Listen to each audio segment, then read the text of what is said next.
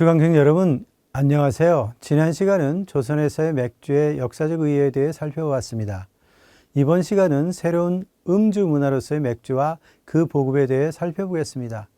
전통적으로 신분이 높고 경제적 여유가 있는 양반은 약주를 즐겨 마셨는데, 서민층은 조선 북부에서는 소주, 조선 남부에서는 탁주를 주로 마셨습니다.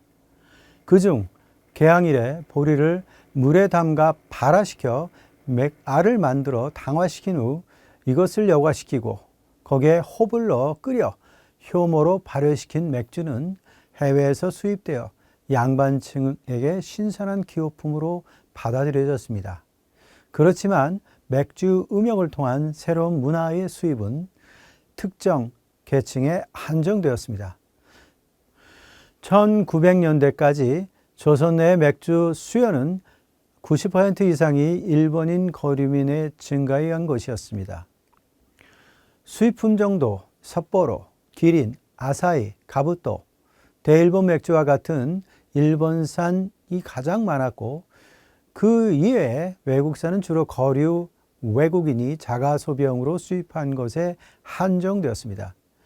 현지 주민의 음주 생활에 정착한 정도는 아직 옅은 것이었기 때문에 기후변화, 유행병 유무, 경제 호황과 불황 등에 의해 소비가 크게 변동되었습니다.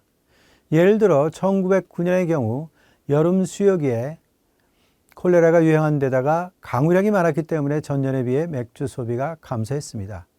그래서 맥주 회사는 맥주 소비를 확산시키고자 적극적인 판매 촉진 활동에 나섰습니다.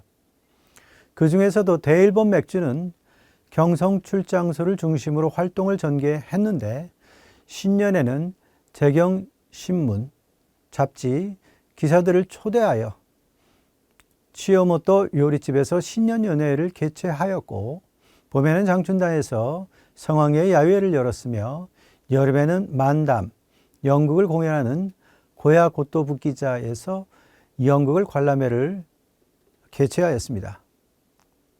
이것이 경성에서 자사 제품을 소개하고 경성부의 주민의 맥주 소비를 촉진시키는 결과를 가져왔습니다. 조선주와 같은 재래성을 지니지 않고 있어서 맥주는 정책당국이 생산자와 소비자의 분리를 인위적으로 유도할 필요는 없었지만, 새로운 시장을 개별 맥주 회사가 자신들이 만들어 나가야 된다는 것이었습니다. 이러한 가운데 제1차 세계대전으로 인한 경기 확대는 소비자의 구매력을 향상시켰고, 일부이긴 하지만 그것이 조선인의 일상생활에도 영향을 끼쳤습니다. 이에 따라 표에서 알 수 있듯이 조선인의 맥주 수요도 증가하기 시작하여 조선 내 맥주 소비는 수입량을 기준으로 할 때 1910년대 초까지는 5만에서 6만 상자였으나 1916년에는 10만 상자를 넘었고, 이듬해에는 급감하였지만 그 후에 다시 증가하였습니다. 이러한 동향을 수입처별로 파악할 수 있습니다. 이에 따르면 항만 도시인 인천과 부산이 맥주 수입량이 가장 컸고, 이들을 포함한 항구에서 조선 각처로 철로 등의 육로를 따라 맥주가 운송되었습니다. 자료상 최종 소비지는 파악할 수 없지만 항만 배치를 볼 때 조선 북부보다는 남부에서 많이 소비되었음을 알 수 있습니다. 조선 내 최대 소비자는 경성과 부산으로서 총 수입량의 절반을 차지하였고, 그 다음이 평양과 대구 등이었습니다. 이러한 지역차는 역시 기온 변화로 인한 소비 이용과 밀접한 관계가 있었습니다. 표에서 보는 바와 같이 매년 3월부터 7월까지 5개월간이 최대 성수기로 출하가 많고, 소비는 전 이파량의 80%를 차지했습니다. 여름이 가까워지면 맥주 소비가 증가하였고, 한반도 안에서도 비교적 여름에 더운 지역을 중심으로 음영되었다고 생각됩니다. 따라서 각 맥주 회사는 매년 계절적 변동에 대비하여 경성 시내 및 각 지방으로 배급을 진행하였고, 5월부터 8월이 수요가 왕성한 시기에 들어섰습니다.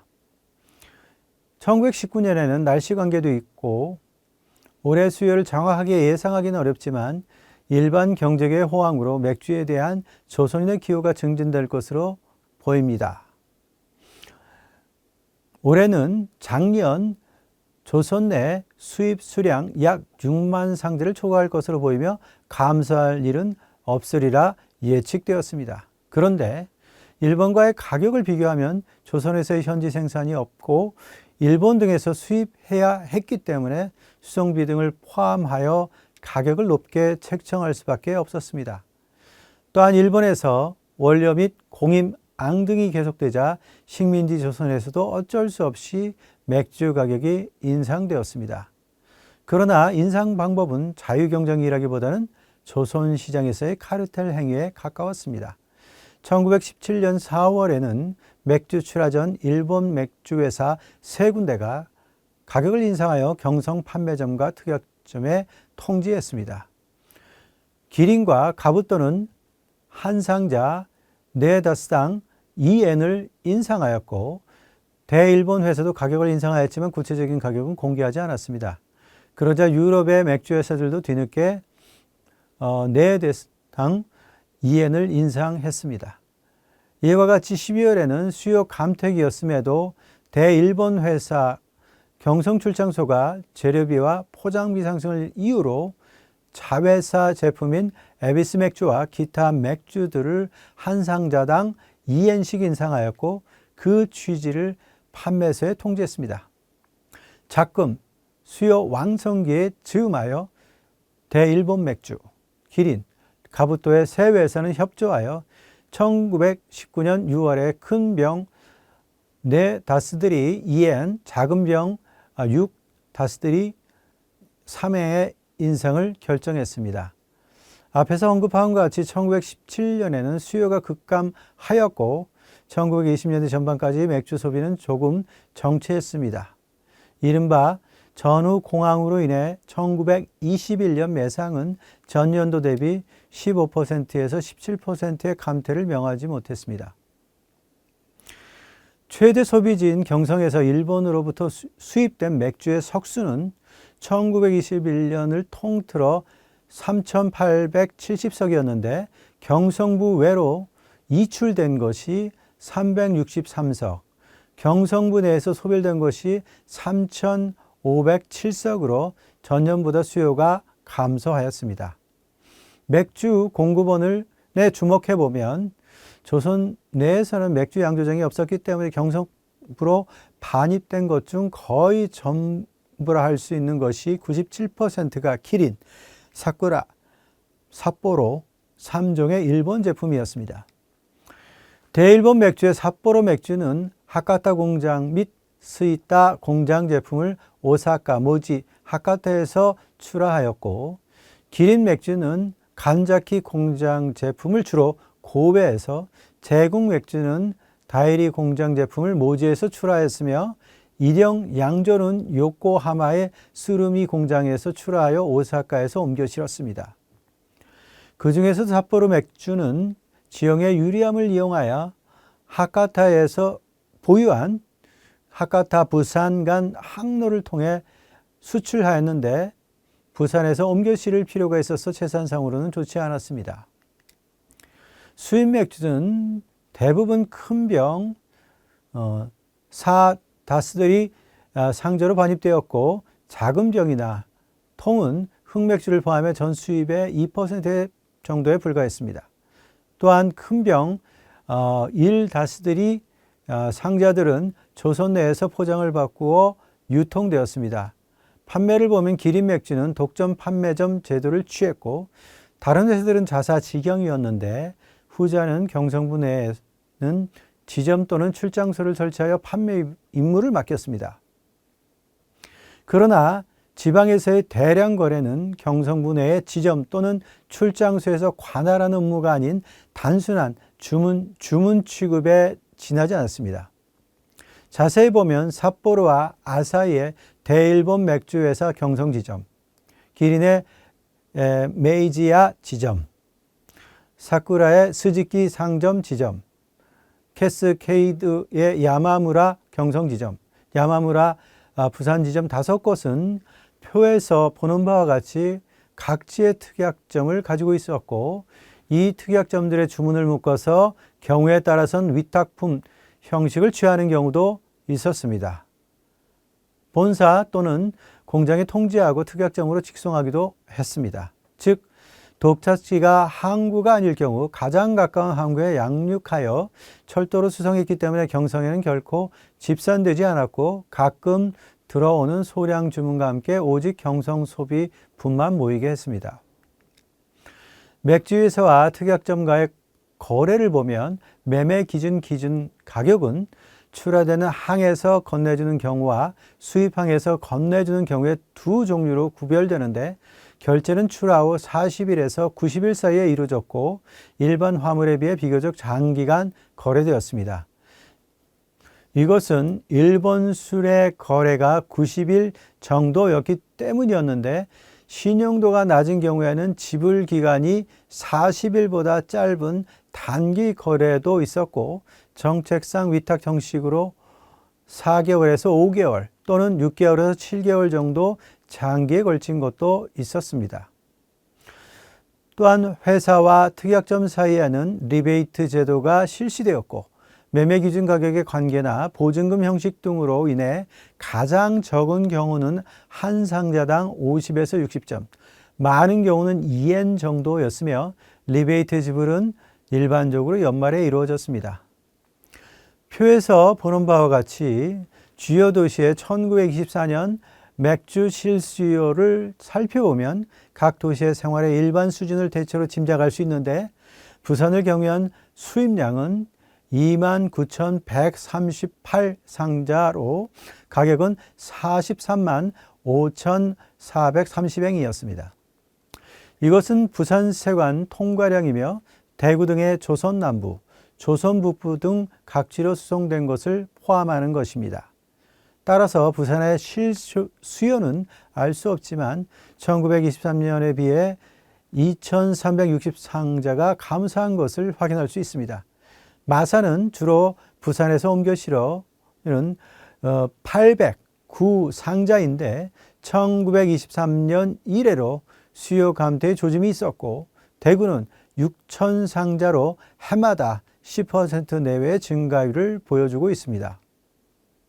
목포는 세관 통과 7,009상자로 호남선 말선 3,053상자, 다사도 방면 921상자를 제외하면 3,035상자이고 실수요는 해마다 증가하는 경향을 보이고 있습니다. 군산은 2,560상자를 기록하여 해마다 증가하던 가운데 수입량 50%를 군산 상권 각지에 반출했습니다. 인천은 실수요 9,000상자였고 매년 증가했습니다. 원산은 9,996상자이고 그중에서 지방으로 반출한 2,000상자를 차감하면 실수요는 약 8,000상자로서 1924년보다 수입이 2,800여 상자 증가하여 역시 매년 증가했습니다. 청진은 수입량이 4,474상자로 철도의 지방 반출이 상당히 있었으며 증가 경향을 보여주고 있습니다. 평양은 7,070상자로 1922년 이래 실수요가 부진한 상태였습니다. 자료를 확인할 수 있는 범위 내에서 회사별 점유율을 보면 아사히 삿포로, 즉 대일본 맥주 42%, 기린 39%, 제국 19%로 조선시장의 2대 맥주가 대일본 맥주와 기린 맥주였습니다. 이러한 점유율은 조선 내 맥주 판매업자들이 일반적으로 추정하는 것과 일치합니다. 그 외에도 1925년에는 야마무로 주조 주식회사가 양조원인 일영 양조 주식회사로부터 독점 판매권을 얻어 1925년 상반기에 캐스케이드 약 4,000상자가 처음으로 수입되어 판로를 개척하려고 했습니다. 그러나 외국 제품은 일본과 같이 식민지 조선에서 그다지 팔리지 않았고 시장은 일본 제품이 독점한 상태였습니다. 이러한 지역별 동향과 맥주 수입량을 근거로 판단해 보면 맥주 수요는 1920년대 전반까지는 크게 신장되지 않았다고 할 수 있습니다. 1924년의 실수요는 11만 3천 상자로 인구 100명당 맥주 소비를 환산하면 조선은 대형 캔 약 32개여서 일본의 약 500개와 비교하면 일본의 수요의 6.4%에 지나지 않았습니다. 이것은 가계소득의 한계 등으로 생활의 서양화가 지연되었을 뿐 아니라 조선 내에서 제조공정이 입지하고 있지 않아서 맥주의 시장 가격이 상대적으로 비쌌기 때문입니다. 특히 맥주의 주요 소비처인 일본인 대상으로만 광고를 전개했기 때문에 조선인들 사이에 실수요가 적은 것은 당연했습니다. 일본인들 사이에 맥주 음향이 그다지 사치가 아니었지만 조선인의 경우 일부를 제외하고 대부분 생활 수준이 낮았기 때문에 맥주는 일종의 사치품으로 간주되었습니다. 그러나 이러한 가운데 생활 수준도 점점 향상되고 특히 도읍이 거주하는 자는 일본인과 같은 수준까지 나가려는 경향이 보이기 시작하여 1910년대에 맥주 소비 전체의 10% 불과했던 조선인은 1925년경에 약 30%를 차지하게 되었습니다. 이번 시간은 새로운 음주 문화로서의 맥주와 그 보급에 대해 살펴보았습니다. 다음 시간은 일본 맥주 회사의 진출 계획과 조선 촌독부의 맥주 전매안에 대해 살펴보겠습니다.